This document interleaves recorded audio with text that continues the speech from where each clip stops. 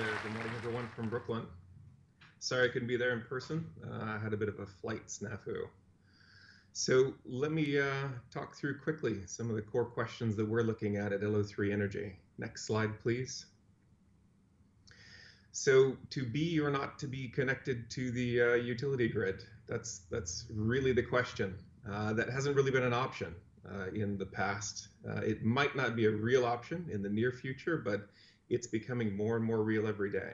Next slide, please. One of the reasons that's happening is because we're having significant drops in technology costs, not just prices of solar here, that you can see the prices of solar dropping significantly. As a matter of fact, I think I just heard that there's a large project in India that is actually at 65 cents a watt installed, which is an unbelievable cost for a multi-megawatt site. Next slide, please. But distributed technologies as a whole. So you can see in these slides that not only is generation moving to the grid edge, but it's significantly changing the generation makeup of not just the US, but countries across the planet. The really interesting thing to note here is that increasingly this is going on rooftops. This is going on people's houses. These are going on businesses. These are not the large utility scale plants that have dominated the industry in the past, probably 5 to 7 years. Next slide, please. So that's really being driven by consumer choice. You look at the screen here, we've 70% of consumers in this Accenture report, which if you haven't read it, I would really suggest it if you're involved in the energy industry at all. This is 13,000 people across 10 years, multiple continents participating in this. But 70% of those people interested in trading energy today, not in 5 years, not in 10 years, but today. Almost half of the participants interested in buying energy from their community, from renewable plants in their communities today. So that trend's not going to change. It's actually increasing pretty rapidly. Next slide, please. So that's making some interesting changes to the way that the grid actually functions, how it works. When I first got into the industry, the utility industry, probably about 20 years ago, the load curve in California looked like this. It was a nice, big, slow arc. Very peaky, tied to the sun, tied to when people go to work and air conditioning systems come on. It's very easy to manage. Big, large-scale power plants, base load plants, and very few peakers to manage that load. Next slide, please. But as California's adopted more and more distributed generation, that curve has changed significantly. Next slide, please. You can see overlaying those two things that there has been and will continue to be a very dramatic change in the way that energy is being produced in California. And this is not just California, we're talking across Europe, Australia, Asia as well. Next slide, please. So that delta in the middle there is not really the big problem. PV is actually fairly predictable and produces good, cheap power right there in the belly of this duck curve. It's called a duck curve. The real problem, next slide, is at the shoulders. So these, these shoulder loads are really hard to manage. These are frothy loads where we're seeing large-scale generation not be able to respond quickly enough to these loads. So there's some changes that have to happen, and technology is filling in the gaps to do that, but fundamental changes that have to happen in the way that we run our utility grids in the future, and the way that we value energy and responsive loads. Next slide. This is also creating some pretty significant economic shifts as well. It's California this year has seen its first few instances of negative pricing. Germany's been dealing with this for a couple of years, but it's significantly changing the way that that energy is being consumed, and it's also changing the way that utilities and the distribution system operators are thinking about energy. Next slide. So some of the core problems we have is that the grid is built unidirectionally. It's made for big centralized power plants to push energy to the grid edge. At this point, we're seeing in California, across Europe, Australia is a dramatic example of this. We're seeing generation at the grid edge create two-way power flows. This is disrupting not only the grid itself from a physics perspective, but also business models of the people who have been classically paid to build, develop, manage, and run those grids.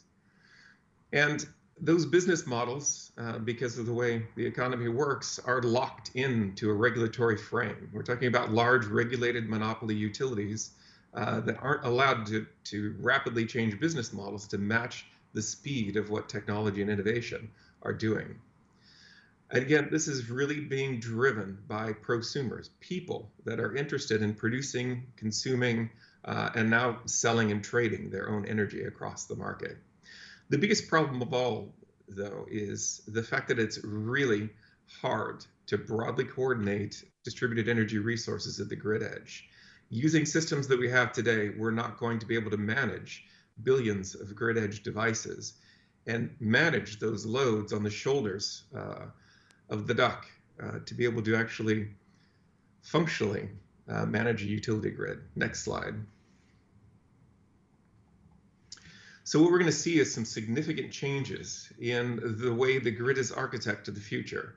In fact, this is happening several places across the globe. Here in New York, one of the reasons we chose New York for the first projects is because we're looking at different ways of not only managing the grid itself, but actually paying grid operators, the utilities, the retailers, people that actually provide the electricity and make sure that the lights stay on. There need to be incentives in place to help rapidly adopt these distributed energy resources. Alignment with existing regulatory frames is already being shifted. Some of the most progressive changes are happening here in New York, soon to start happening in Australia, and you're seeing this across the EU as well. I predicted that in the near future, we're going to see utilities, transmission system operators, distribution system operators paid not for deploying capital on very large infrastructure projects, but paid to really tune the grid, to really make that grid fast-acting, responsive, accepting of distributed resources, because that's what their consumers are pushing towards. So power markets, utilities, regulators, the industry is going to have to think differently, and they're going to need to have ways to manage these new types and classes of consumers that are entering the market. Next slide, please.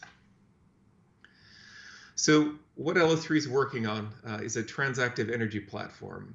We're using blockchain as a core communication layer for this platform. I'm not, actually, I don't actually ascribe to the religion of blockchain. It's just a really good communication platform. If we could find one that would actually work at the grid edge as efficiently, be happy to switch. But right now, it is sort of the de facto and what we're looking at.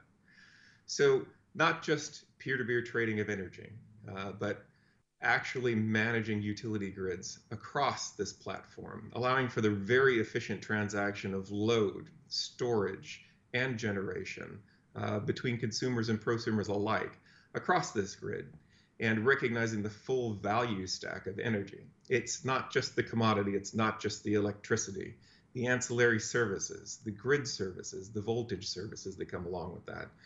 These are all pieces that we're working on and developing. Actually, we can play the video now, please.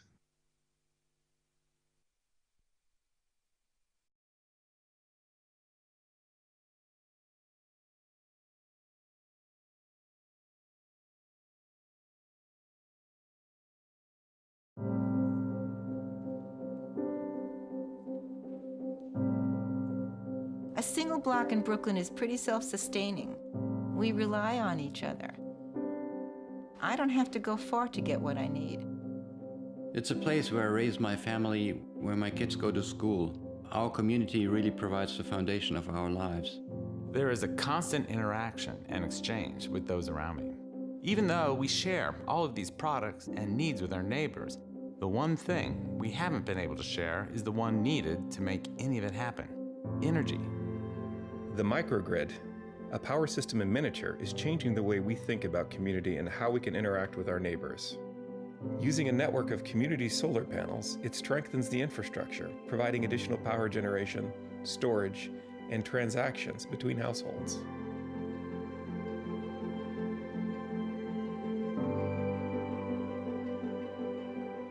Neighbors can harness excess energy and sell it to other tenants in their building or neighbors across the street utilizing LO3's blockchain ledger technology. This exchange of energy is made possible by Siemens microgrid software, which couples the LO3 blockchain program, serving as the virtual backbone of the entire system. It enables the transfer of energy between prosumers and consumers and also provides real-time analysis of supply and demand across the system. It actually allows you to put a face to your energy provider, and not just any face, your neighbors. The microgrid aims to strengthen your local grid and reduce disruptions that are caused by incidents tens or even hundreds of miles away, leaving you unaffected. In dangerous situations like Hurricane Sandy, while the rest of the city may lose power, you and your family could remain okay. Literally powered by your community's microgrid.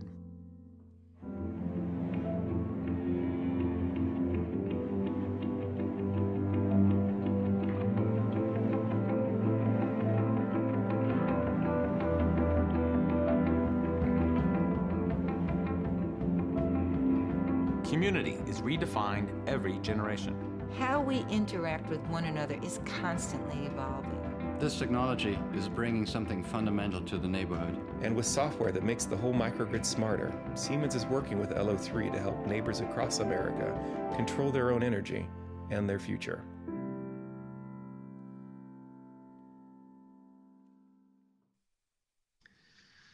So working with partners like Siemens, integrating our blockchain platform into existing grid management systems at the grid edge and the grid center, it really gives a lot of interesting new ways to think about energy, and for people, average consumers, to think about and participate in energy markets in new ways. In Brooklyn, really the focus on this project is community, circular economy. These folks would much rather buy neighbors' energies than buy energy from a Texas retailer. So they're far more interested in peer-to-peer transactions, in putting a face to the supplier of their energy, businesses buying energy from their patrons, restaurants buying from folks who eat there is very important here. That's really driving interest in prosumerism in Brooklyn. We've had several hundred folks in the community reach out and want to install PV panels to participate. So really driving towards community, driving for new ways to interact in an energy market. Next slide, please. So these projects are happening around the globe. We have projects in Australia, Germany, several points across the US and South America. Brooklyn gets the most attention because it's the oldest project. I think it's the first peer-to-peer transactions on a blockchain in the world. Next slide, please. But not the only. And really the key and some of the development that we've had to take on is developing the hardware, software to actually make this possible. There are no existing blockchain-enabled utility meters. So we've had to build our own tech to do that. You'll see here on the demonstration wall that we have in Brooklyn, we're running devices across the blockchain, actually controlling them based on price points that you set, because folks don't want a utility company to control their devices. They'd like to be able to decide when their devices get controlled and how much they get paid for those sorts of things. Next slide, please. So you need an efficient way to do that. So we're working on a white labeled platform that we can actually roll out across these multiple projects and hopefully globally here soon to enable those sorts of transactions. The transactions of megawatts and negawatts. Turning things on has just as much value as turning the things off in a utility grid. Next slide. But you have to do that in very efficient ways and in ways that people can understand.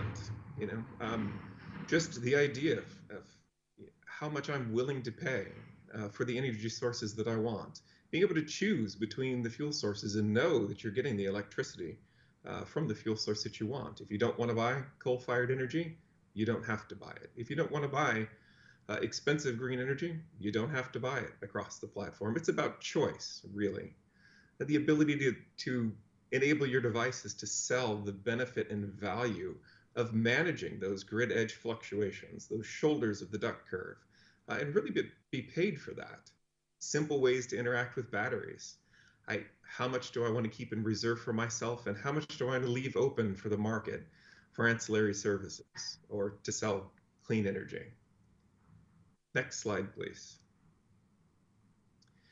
So in the end, I think the real big question, and maybe the big idea here is what Adrian, this is Adrian, she lives here in Brooklyn. She's actually an actress and a professional football player. She figured out pretty early on. She said, well, wait a minute. If I buy one of these systems and I put it on my roof, those are my electrons. I get to choose what I want to do with those things. This is the future. Those are your electrons, and we're going to manage the grid in a different way. Thank you.